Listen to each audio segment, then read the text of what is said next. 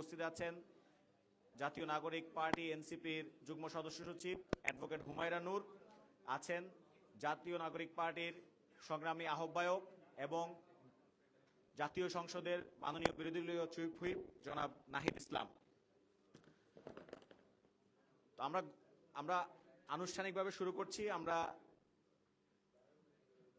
জনাব বিরোধী দলীয় চিফ হুইপ জনাব নাহিদ ইসলামকে আমন্ত্রণ জানাবো তার কাছে যে ডকুমেন্ট আছে সেটাই উপস্থাপন করার এবং সরকারের 180 দিনের ব্যর্থতার যে চিত্র সেটা তুলে ধরার। আপনাদের কাছ থেকে আমরা যেটা প্রত্যাশা করব যে আপনারা একটু নীরব থাকবেন, কারণ যেহেতু টেকনিক্যাল ইস্যুসগুলো আছে, ফলে নীরবতা না থাকলে আমাদের জন্য এটা নিয়ে কাজ করা খুব কষ্টকর হবে।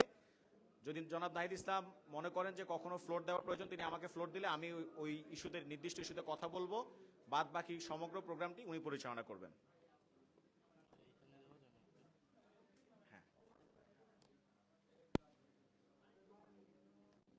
কিরকম ছিল সরকারের ব্যবস্থাপনা, কিরকম ছিল, এবং এই সরকার আমরা দেখেছি 180 দিন উপলক্ষে তারা নিজেরা একটা প্রেস ব্রিফিং করেছে, একটা ইবুক পাবলিশ করেছে।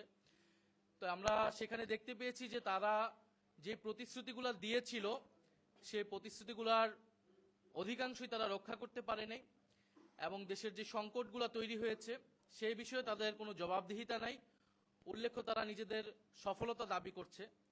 তো আজকের প্রেস ব্রিফিংয়ে মূলত আমরা আপনাদেরকে দেখানোর চেষ্টা করব, জনগণকে দেখানোর চেষ্টা করব আপনাদের মাধ্যমে, যে এই সরকার কোথায় কোথায় অব্যবস্থাপনা এবং সংকটগুলো তৈরি করেছে। আজকে একটু আমাদের সময় লাগবে, আশা করি আপনারা আমাদের সাথে থাকবেন। আমরা যদি শুরু করি একদম, এই সরকার 17 ফেব্রুয়ারি অনুষ্ঠিত প্রথম বৈঠকে সরকারের 180 দিনের জন্য একটা পরিকল্পনা নির্ধারণ করেছিল। তারা অগ্রাধিকার দিয়েছিল, একটি হচ্ছে বিদ্যুৎ জ্বালানি সরবরাহ। আমরা দেখতে পেলাম যে এই 6 মাসে এই যে 3টি বিষয়কে তারা অগ্রাধিকার দিয়েছিল, এই 3টি বিষয়তেই তারা কিন্তু নিদারুণভাবে ব্যর্থতার পরিচয় দিয়েছে। দ্রব্যমূল্যের জায়গা যদি আপনি বলেন, নিত্য প্রয়োজনীয় দ্রব্য যেগুলো আছে 10 থেকে 15 টাকা করে করে সবগুলোতেই বেড়েছে, চাল ডাল ব্রয়লার মুরগি থেকে শুরু করে, এবং জীবনযাত্রার যে ব্যয় সেটা কিন্তু ঊর্ধ্বমুখী, এবং নিত্যপণ্যের বাজারে যে সিন্ডিকেট সেটা ব্যাপকভাবে পুরোদমে সক্রিয় রয়েছে। আইন শৃঙ্খলার উন্নয়ন আমরা ডেটা দিব, তখনই আপনারা দেখতে পারবেন যে বিগত 6 মাসের তুলনায়, অন্তর্বর্তী সরকারের তুলনায় আইন শৃঙ্খলার পরিস্থিতি আরো কিভাবে খারাপ হয়েছে। এবং বিদ্যুৎ জ্বালানি সরবরাহ এটাও আমরা দেখাবো, এবং এটা আসলে বলার অপেক্ষা রাখে না।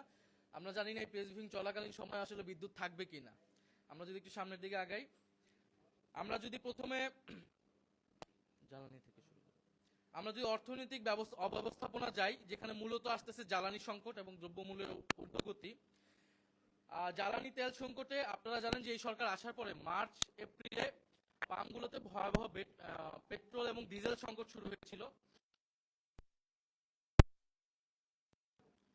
এবং সংসদে তখন জ্বালানি মন্ত্রী তিনি প্রথমে দাবি করেছিলেন যে কোনো তেলের সংকট নেই, জ্বালানি সংকট নেই, এগুলো হচ্ছে পরিকল্পিতভাবে করা হয়েছে। পরবর্তীতে জাতীয় সংসদে একটা কমিটি করে এটার একটা প্রস্তাবনা তৈরি করা হয়। সেই কমিটিতে বিরোধী দল অংশ নিয়েছিল এবং আমরা সেখানে প্রস্তাবনা দিয়েছিলাম, কিন্তু সেই প্রস্তাবনা অনুযায়ী কোনো ব্যবস্থা নেওয়া হয়নি। সেই সময় জ্বালানি তেলের দাম রেকর্ড পরিমাণে বৃদ্ধি করা হয়েছিল। আমরা অকটেন হচ্ছে 20 টাকা লিটারে, পেট্রোল 19 টাকা, কেরোসিন 18 টাকা এবং ডিজেল 15 টাকা। এবং এই মূল্য বৃদ্ধিটা পণ্য পরিবহন, সেচ, কৃষি সহ আমাদের আরো অনেকগুলা সেক্টরে এটা সরাসরি প্রভাব বিস্তার করেছে। এই যে সংকট, এই সংকটের পিছনে আমরা দেখেছি যে স্থানীয় নেতাদের প্রশ্রয়ে সিন্ডিকেট গড়ে উঠেছিল। পাম্পের ভূগর্ভস্থ ট্যাঙ্কে তেল মজুত করে রাখা হয়েছিল। অভিজ্ঞতাহীন প্রভাবশালী গোষ্ঠীর সরবরাহ ব্যবসায় প্রবেশ করেছে, এবং উচ্চ কমিশনে বিপিসি এবং পেট্রোবাংলায় পাইকারি বিক্রি শুরু হয়েছিল, এবং অর্থাৎ জ্বালানি ক্রয়ে স্বচ্ছতার প্রশ্নটা অনুপস্থিত ছিল। এবং বিভিন্ন জায়গায় আমরা দেখেছি পাম্পের মজুদের ঘটনা স্থানীয় সংবাদ মাধ্যমে এসেছে, প্রশাসনের অভিযানও সেটা এসেছে। সেই সিন্ডিকেট সরকার কিন্তু ভাঙতে পারেনি। আমরা যদি গ্যাসের দিকে আসি, বর্তমানে দৈনিক গ্যাস চাহিদায় 43% ঘাটতি রয়েছে। দিনে আপনার 380 কোটি ঘনফুট হলো চাহিদা, সেটা এখন 215 সরবরাহ আছে, 215 কোটি ঘনফুট। ঢাকা ঢাকার মতো শহরে দিনে প্রায় 12 থেকে 14 ঘন্টা চুলা জ্বলছে না। বিদ্যুতের ঘাটতির কারণে বিকল্প হিসেবে বিদ্যুৎ সরবরাহের সুযোগও সীমিত রয়েছে। শিল্প কারখানা উৎপাদনের জন্য অন্তত 3 থেকে 4 PSI প্রয়োজন, অর্থাৎ কিন্তু বিভিন্ন এলাকায় গ্যাসের চাপ প্রায় শূন্যে নেমে এসেছে এবং এই বিপুল ঘাটতি সত্ত্বে সুপরিকল্পিত কোনো সমাধান হাজির করা হয়নি, বরং সংকটকে পুঁজি করে স্পট মার্কেট থেকে বেশি দামে ক্রয়ের আয়োজন করা হচ্ছে। আমরা যদি দেখি যে গ্যাসের চাপে শুরু নেমেছে যে শিল্পাঞ্চলগুলোতে, আপনারা এই জেলাগুলোর নাম দেখবেন আশুলিয়া, সাভার, গাজীপুর, কালিয়াকৈর, ময়মনসিংহ সহ প্রায় অনেকগুলো জেলায় গ্যাসের চাপ শূন্য নেমে এসেছে। হবিগঞ্জে একসাথে উৎপাদন বন্ধ হয়েছে 171 জেলা, নারায়ণগঞ্জে উৎপাদন বন্ধ হয়েছে 450টি ডাইং কারখানা এবং রিজিমে সদস্য কারখানা যে রয়েছে তাদের প্রায় 30 থেকে 35% তাদের সক্ষমতার তুলনায় কম উৎপাদন তারা করছে। এবং এটা বিভিন্ন পত্রিকার রেফারেন্স আমরা পেয়েছি। গ্যাস সংকটে শিল্প উৎপাদন ব্যাহত হচ্ছে। আমরা যেটা বললাম, বিজিএমই সদস্য কারখানা 30 থেকে 35% কমেছে সক্ষমতা, এবং সব খাত মিলিয়ে 2 মাসে গড় উৎপাদন 24% হ্রাস পেয়েছে। কাঁচ, ইস্পাত, বস্ত্র তৈরি, পোশাক কারখানা সহ গুরুত্বপূর্ণ বিভিন্ন সেক্টরে এটার জন্য ক্ষতিগ্রস্ত হচ্ছে। গ্যাসের কারণে প্রয়াতও সরে যাচ্ছে এবং আমরা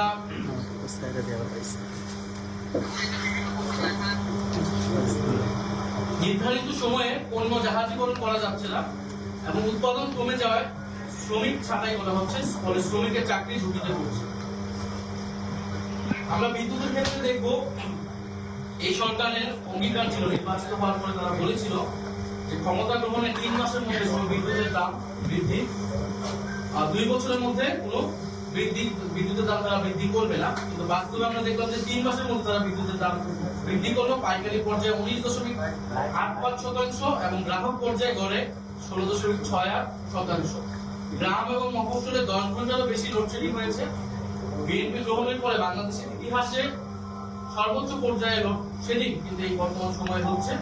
এর সঙ্গে যুক্ত হয়েছে ভুতুরে বিদ্যুৎ বিল, যেখানে বিতরণ কোম্পানিগুলো সিস্টেম লসের দায় গ্রাহকগুলোর উপর চাপানো হচ্ছে এবং এই সংকটের সমাধান না করে বিদ্যুৎ বিভাগ উল্টো ভুতুরে বিলের এই অপপ্রচারের জন্য শাস্তির হুঁশিয়ারি দিয়েছে। আপনারা দেখবেন যে একটা বিজ্ঞপ্তি দিয়ে তারা এটা যারা সমালোচনা করতেছিল তাদের বিরুদ্ধে হুঁশিয়ারি দিয়েছে এবং পরে সেটা বাতিল করেছে।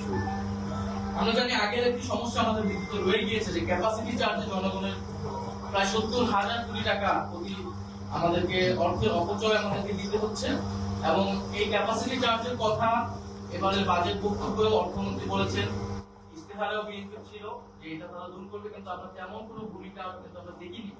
এই আদানি চুক্তিগুলো সহ যে চুক্তিগুলো কন্টিনেন্টাল আইনের মাধ্যমে ফ্যাসিস্ট সরকার করেছিল, সেই চুক্তিগুলো, সেই ক্যাপাসিটি চার্জের ব্যবস্থা তারা কি করবে আমরা দেখেছিলাম। অন্তর্বর্তী সরকারের সময় যে জাতীয় কমিটি হয়েছিল তাদের সুপারিশ দিয়েছিল যে ক্যাপাসিটি চার্জ এবং এই চুক্তিগুলো বাতিলের জন্য কি ধরনের ব্যবস্থা নেওয়া উচিত।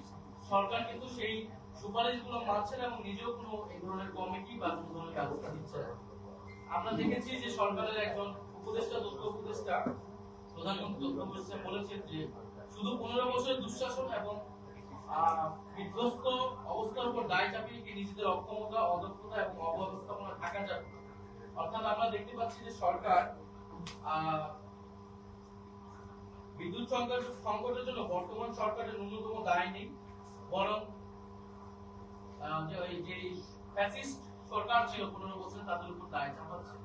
এবং আমরা দেখছি এই 6 মাসে যে কোনো সংকটের কথা আসলে বর্তমান বিএনপি সরকার হয় অন্তর্বর্তী সরকারের উপর দায় চাপাচ্ছে অথবা ফ্যাসিস্ট সরকারের উপর দায় চাপাচ্ছে। কিন্তু আমরা মনে করি এটি কোনোটাই গ্রহণযোগ্য না। অন্তর্বর্তী সরকার আরো বিধ্বস্ত পরিস্থিতিতে দেশের দায়িত্ব কিন্তু সেই সময় নিয়েছিল এবং সেই সময় কিন্তু আমরা রেকর্ড পরিমাণ লোডশেডিং দেখিনি এবং এই গ্যাসের সংকট দেখিনি। ফলে আমরা মনে করি সরকারের অব্যবস্থাপনা, পরিকল্পনাহীনতা এবং অদক্ষতা থেকে এই সংকট তৈরি হয়েছে। আমরা যদি একটু কৃষি খাতে যাই, কৃষককে বস্তা প্রতি বাড়তি দামে সার কিনতে হচ্ছে। অধিকাংশ জেলায় সেটা 350 থেকে 450 টাকা অতিরিক্ত ব্যয় হচ্ছে এবং দুর্বল মনিটরিং এবং রাজনৈতিক সমর্থন পুষ্ট সিন্ডিকেটের কারণে চলতি আমন মৌসুমের শুরুতে কৃষকের চড়া দামে সার কিনতে হচ্ছে। ক্যাশ মেমো চাইলে সার না দেওয়ার হুমকি দেওয়া হচ্ছে। কৃত্রিম অনৈতিকভাবে তৈরি এই সংকটে উৎপাদন ব্যয় বাড়বে, ফলনে বিরূপ প্রভাব পড়বে এবং কৃষকের ন্যায্য মূল্য থেকে বঞ্চিত হবে। আমরা যদি দেখি গুরুত্বপূর্ণ যে খাত আমাদের যেটা সংকট ছিল এবং এখন তৈরি হচ্ছে সেটা ব্যাংক দখল এবং বাজার সিন্ডিকেটের প্রত্যাবর্তন। আমরা যদি ক্রেডিট রেটিং এ দেখি, অব্যবস্থাপনা এবং সংস্কার অনিচ্ছার কারণে আন্তর্জাতিক যে ঋণ মান নির্ণয়কারী সংস্থা S&P and Fitch বাংলাদেশের অর্থনৈতিক পূর্বাভাস নেতিবাচক পর্যায়ে নামিয়ে এনেছে। খেলাপি ঋণ আমরা জানি প্রচুর খেলাপি ঋণ ছিল এবং খেলাপি ঋণ যাদের রয়েছে তাদেরকে সংসদেও নিয়ে আসা হয়েছে এবং বিএনপির সাথে সংশ্লিষ্ট প্রচুর ব্যবসায়ী রয়েছে খেলাপি ঋণ এবং পূর্ণ তফসিলীকরণের হিড়িক করেছে। শীর্ষ নেতাদেরও ফোন করলে ব্যাংকের কর্তা ব্যক্তি দল বদল হচ্ছে। আমরা দেখেছিলাম ব্যাংক রেজলিউশন অ্যাক্ট 2026 এর 18 ক ধারা অলিগারদের ফেরত মানে 18 ক ধারায় সংশোধন করে অলিগারদেরকে ব্যাংক দখলের সুযোগ তৈরি করা হয়েছিল। পরে বিরোধী দল এবং জনগণের প্রতিবাদের কারণে সেটা প্রত্যাহার করা হয়। এছাড়া ঋণ প্রবৃদ্ধি বাড়ছে, শেয়ার বাজারেও আমরা দেখছি অভিযোগ এসেছে এবং সবচেয়ে গুরুত্বপূর্ণ হচ্ছে যে ব্যাংক লুটেরা তাদের প্রত্যাবর্তনের সুযোগ করে দিচ্ছে। বিশেষত আর্থিক খাত ধ্বংসকারী লুটেরা অ্যাসালম গ্রুপকে ব্যাকডোরে ব্যবসায় ফিরিয়ে আনার চেষ্টা করা হচ্ছে। সম্প্রতি অ্যাসালম গ্রুপের মালিকানাধীন এসএস পাওয়ার অ্যাক্ট লিমিটেডের পক্ষে এলসি করার জন্য প্রায় 32 লক্ষ মার্কিন ডলার ছাড়ের অনুমতি দিয়েছে বাংলাদেশ ব্যাংক এবং বিদ্যুৎ উৎপাদন সচল রাখার যুক্তিতে কেন্দ্রীয় ব্যাংক বিশেষ অনুমতি প্রদান করেছে। সরকারের আরেকটি